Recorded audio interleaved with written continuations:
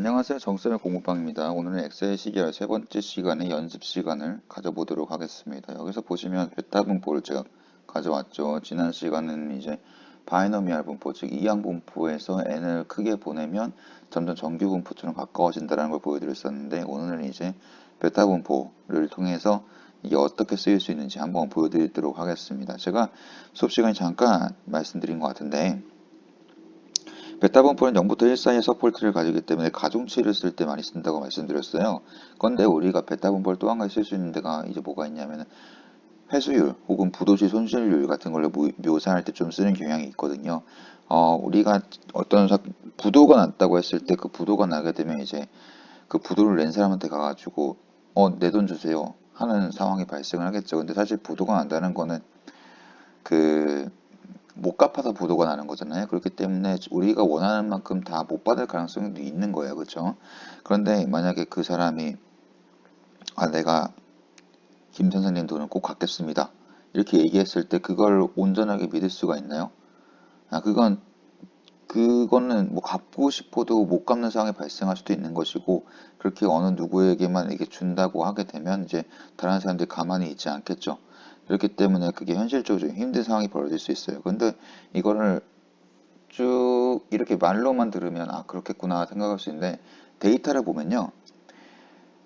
거의 이제 양 끝간에 몰려 있어요. 그게 무슨 말이냐면은 내가 이 사람한테 받을 돈이 있으면 달라고 했을 때 내가 받을 수 있는 돈은 다 받거나 아니면 거의 못 받거나 이렇게 양 끝단에 이렇게 몰리게 되는 겁니다. 그래서 어떤 데이터들을 보면은 막 회수율이 100%가 넘는 경우도 있어요. 140%막 이런 경우도 있어요. 이런 경우는 딱 보면 이제 사실은 그 받을 거 이상으로 받은 거잖아요. 그거는 좀 뭐 이건 뭐지 이럴 수 있는데 그 아파트 담보대출 같은 경우에 아파트 값이 급격하게 상승을 하면 담보 잡아놓은 거 이상으로 이제 가격이 높게 형성이 돼가지고 그런 경우에는 이제 다 더 이상 받을 수도 있는데 그런 이제 사실 그건 특약에 따라서 돌려줘야 되는 경우도 있고 아닌 경우도 있고 뭐 여러 가지 경우가 있기 때문에 그거는 그런 경우인데 어쨌든 보통은 0부터 1 사이의 값, 즉 0부터 0%부터 100% 사이의 값을 가진다고 볼 수가 있고요. 이렇게 양 끝단의 값이 높다라는 거 좀 설명드릴 수 있을 것 같습니다. 그거는 이제 현실적으로 그렇게 쓰인다는 거고 우리가 한번 요거 모수가 두 개가 있는데 알파하고 베타 두 개가 있거든요. 요걸 한번 바꿔볼게요. 1하고 2로 바꿔볼게요. 어떻게 되는지 잘 보세요. 네, 아까는 양 끝단이 높은 거였는데 알파를 1하고 2로 바꾸니까 이렇게 내려가는 우하향하는 사선이 나타났네요. 반대로 2하고 1을 해볼까요? 네, 수학적 센스가 있으신 분들은 이제 이게 어떻게 나올지 예상이 되시죠? 맞아요. 이렇게 우상향하는 그런 직선이 나오게 됩니다. 자, 그러면 여기서 이제 이거를 1대1로 해볼까요? 자, 이게 뭐가 나올까요? 네, 바로 유니폼이 나오게 되는 겁니다. 맞아요. 그래서 유니폼이 나오게 되는 거기 때문에 이렇게 베타 분포로서는 이제 원하는 것들, 연과 일사의 값을 가지기만 하면 그 원하는 어떤 그래프들을 좀 만들어낼 수 있다라는 게 좀 장점이고요. 뭐 5하고 0.5 이런 것도 해볼까요? 네, 오른쪽에 쭉 올라가는 이런 형태를 보이게 되죠. 그럼 다시 반대로 해볼까요? 0.5하고 네, 이거 왼쪽부터 쭉 내려오는 그런 그래프가 되죠. 마치 지수 함수 그래프처럼 지수 분포 그래프처럼 되어 있는데요. 지수 분포와 차이점은 뭘까요? 지수 분포는 서포트가 0부터 큰 모든 지점인데 요 베타 분포는 0부터 1 사이의 값만 가진다는 거죠. 그때 0부터 1, 서포트가 0부터 1, 이래서 끊어진다는 거 볼 수가 있겠고요. 그래서 이런 식으로 하시면 될 것 같습니다. 그래서 이제 이거는 제가 베타 분포를 직접 만져보시라고 이렇게 다양한 것들이 그릴 수 있다라고 해서 제가 제공해 드리는 거고요.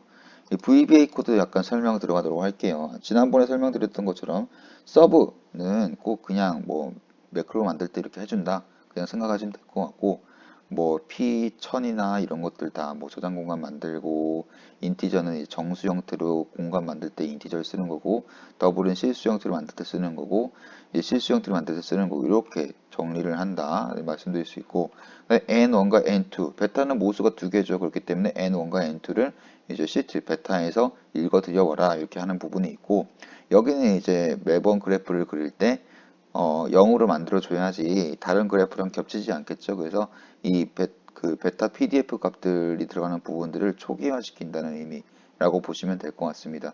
제가 이거 1부터 100일까지 해가지고 요걸 다 0으로 만드는 걸 했는데요. 사실 엑셀이라는 거는 이제 그 0부터 100까지를 한꺼번에 설정할 수도 있죠. 그렇게 해가지고 그 레인지를 써가지고 0으로 만들 수도 있어요. 그런데 일단 여러분들이 이제 포문이나 이런 거에 익숙해져야 되기 때문에 저는 일부러 이렇게 좀 하는 경향이 있습니다.